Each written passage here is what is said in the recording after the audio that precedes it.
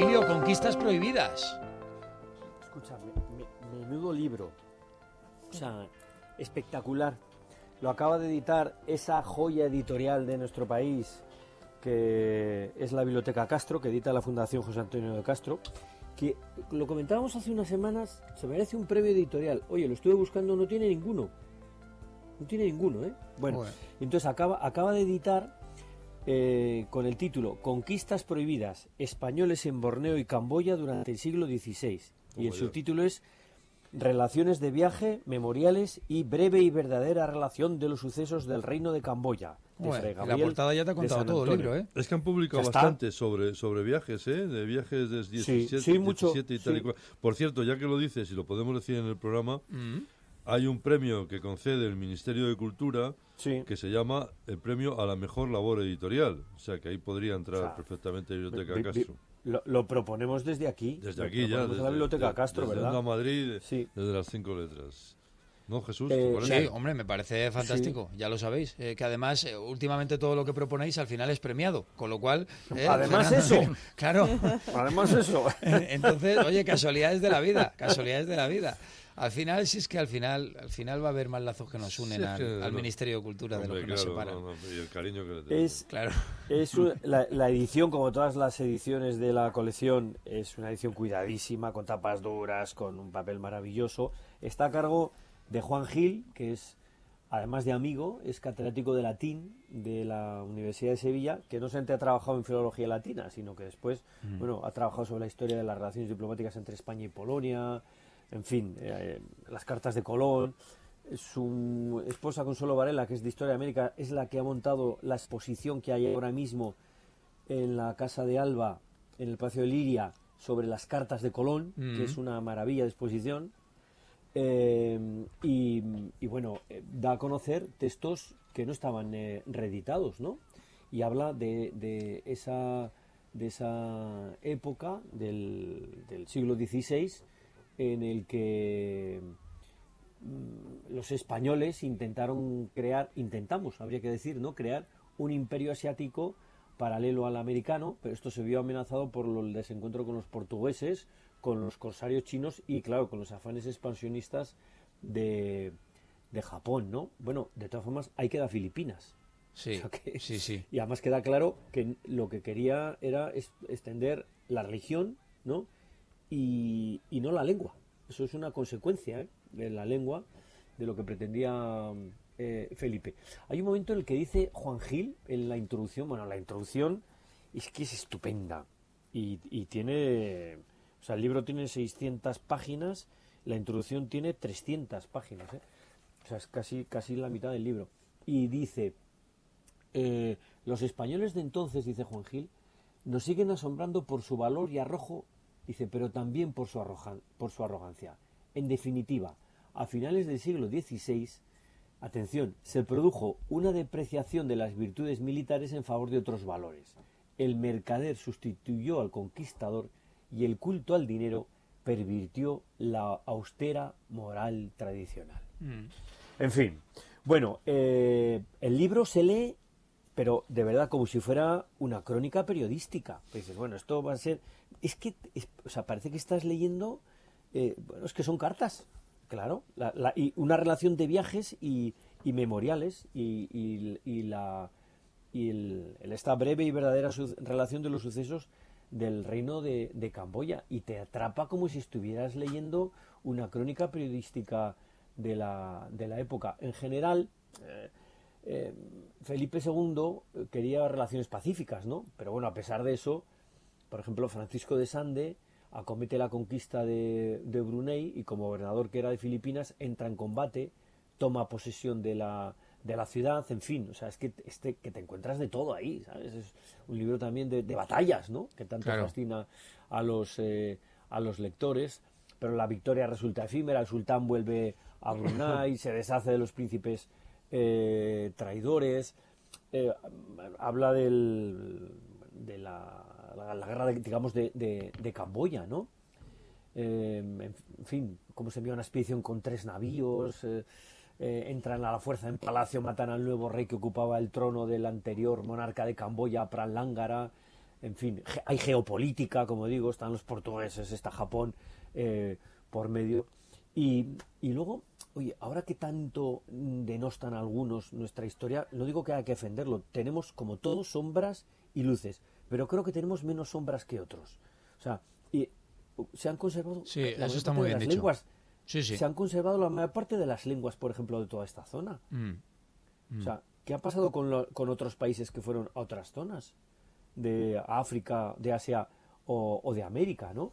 En fin, hay personajes fascinantes como Fray Gabriel de San Antonio, que escribe sobre Camboya sin haber participado en ella, y a su regreso de Filipinas es cuando publica esta breve y verdadera relación de los sucesos del reino de Camboya. En fin, una página apasionante de la historia, una página apasionante de la historia de España, que nos ayuda a entender también no solamente nuestra historia, sino la realidad, ¿no? Te iba a hablar precisamente de eso. Conquistas prohibidas en Biblioteca Castro. Te iba a hablar precisamente de eso, Emilio. Estamos hablando de una página de la historia que muy pocas veces es una página de la historia española en libros de texto. Vamos, nos centramos tanto en las Américas que todo esto pasa más desapercibido, de soslayo. Y oye, es tremendamente interesante lo que estás contando. No, y además es que es que además tiene una comparación bastante complicada con la presencia de españoles en América y la presencia en Extremo Oriente. Es decir, Filipinas se utiliza como cabeza de puente para entrar en Japón y en China. Y no entran. Fíjate. Hay dos imperios. Claro. Eso no es... lo intentan desesperadamente.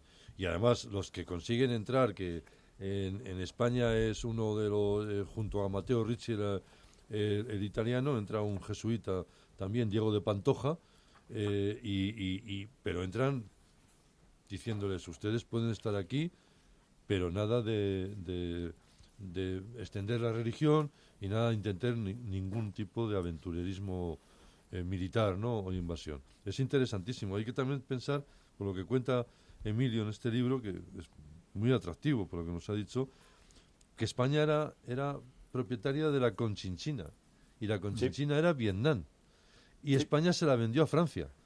Es decir, es bastante curioso esa presencia de España y lo que cuenta Emilio, cuenta el libro, es así, porque muchas veces, cuando yo era director de Cervantes, siempre escuchaba lo mismo. El español se perdió en Filipinas. Mire usted, el español nunca fue mayoritario en Filipinas porque era solamente la lengua de la administración española y de la alta, digamos, burguesía o de las clases altas filipinas. Porque además la Iglesia se dio cuenta que si les enseñaba el español a los filipinos, cometían, según ellos, el mismo error que habían hecho en América. Y es que los de allí, los americanos, digamos, pudieran dialogar directamente con la administración española. Y en Filipinas dicen no. Nosotros somos los intermediarios y de ahí la no expansión del español en Filipinas. Ahí el freno. No fue una intermediación, ¿no? Sino un bloqueo casi. Este libro, de verdad, tiene una película. O sea, que lo hará algún francés, como hizo Roland Joffé, La Misión en el 86, ¿no? Sí, no, yo espero que no hagan lo mismo que hicieron en la última versión de los últimos de Filipinas, ¿no? Bueno. Es que fue una cosa verdaderamente increíble, como ha sido increíble algunas otras sobre Iberoamérica. Yo no te digo que hagan Alba de América otra vez, con Antonio Mistral, vale, de acuerdo, ya que yo era una pasada por un lado, pero en fin, un poco de comedimiento, ¿no? Un poco de leer, efectivamente, las crónicas, que las tenemos aquí, y que son gente que lo vivió. Sí. Oye, al margen del contenido, que has comenzado hablando del continente, esto también pasa desapercibido, y no sé si os pasa, pero esto es como todo. Si un libro es atractivo y es bonito, la tapa dura que decías, grande y demás, oye, entra el doble, por el ojo, entra el doble. A mí me encanta, o sea, me parece... Estuvimos hablando el otro día justo de lo de los libros electrónicos. Digo, mira, para un apaño te lo puedo comprar en algún momento, pero qué pena. No. Qué pena, porque esa es la tesis de Borges. Es que estás matando es que no lees nunca el mismo libro, aunque sean el mismo texto y sean las mismas palabras, dependiendo de la edición donde estoy de acuerdo. Sí, y además va más lejos, dice, y no tienes la misma sensación ni el mismo recuerdo de leerlo. Sí. Él recordaba cuando había leído El Quijote en una edición en su casa de estas barcelonesas del siglo XIX con ilustraciones y tal, y se le había quedado, y para él El Quijote era ese libro. O sea que no es no es nada baladí lo que dices, y está demostrado, bueno, además mi hija pequeña que es psicóloga me mandó un artículo, está demostrado que si lees en papel las conexiones neuronales son más fuertes que si lees en pantalla. Claro. Lo recuerdas mejor. Y de hecho por eso están ahora retirando, por ejemplo, todos los de Silicon Valley llevan a sus hijos a colegios donde no utilizan pantallas para estudiar. Esto no quiere decir yo me voy de viaje y me bajo en eBiblio, la aplicación para leer. Que sí, hombre, por supuesto. En el móvil de las bibliotecas de Madrid. Claro, pero dice, todo en pantalla, pues no se te va a fijar igual. Oye, y a propósito de lo que decías de Borges, hay una cosa genial de Borges, que dicen, ¿qué quedará de sus libros? Y dice, con ese acento argentino, se olvidará el título, el autor, el contenido, ¿qué quedará? Las tapas, el color de las tapas. Claro. Pero vamos, no puedo estar más de acuerdo. Es así, es buenísimo. Esta mañana estaba escuchando aquí en la redacción de Onda Madrid que venía una compañera y venía un poco harta porque venía en el metro y claro, ahora en el metro si alguien va leyendo o oyendo música, pero va oyendo un libro, yo tengo que ir escuchándolo, ¿sabes? Y cuando lo ibas leyendo en papel, cada uno lo iba leyendo. Es decir, que esto de oír los libros, que lo hagan en casa o en el Retiro, que es un sitio estupendo, ¿no? Pero ¿lo escuchas sin cascos?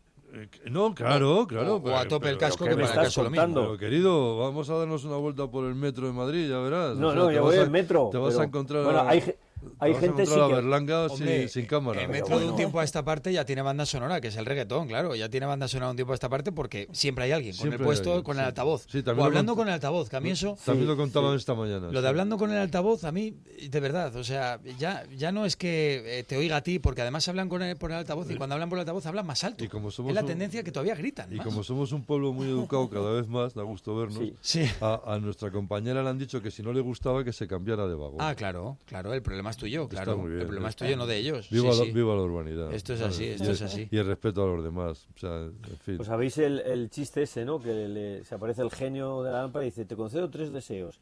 Y dice que suprima el reggaetón. Y dice, ese no cuenta, dime otros 3. O sea, te lo doy, y dice, y no cuenta, te doy otros 3. Claro. Ese de regalo, ese obsequio. De regalo. Menos mal que los Grammy han dado un paso adelante y se han cargado todo esto y han premiado a Juan Luis Guerra, que hace canciones que se entienden. Sí. Bueno. ¿Sabes? O sea, decir que te gustan además y que te apetece bailar y no. En fin. Somos muy viejos, sí, ¿y qué? Sí, lo que pasa es que, bueno, ¿No podemos vivir o qué? En la historia de los Grammy, bueno, tienen que buscar redención, porque os recuerdo que Milli Vanilli tiene un Grammy, claro. Entonces, esto son las cosas también que nos ha dejado la historia de la música. Pero bueno, hay que hablar un día de los Milli Vanilli, de todo lo que pasó, que eso es un capítulo muy bueno, muy bueno. Pues conquistas prohibidas, españoles en Borneo y Camboya durante el siglo XVI, bonito desde la tapa hasta la letra de la última página, así que... Nada, atreverse con ello y no esperéis a que hagan película como pide Emilio del Río y que ya cuando la hagan pues os pilla de sabiendas.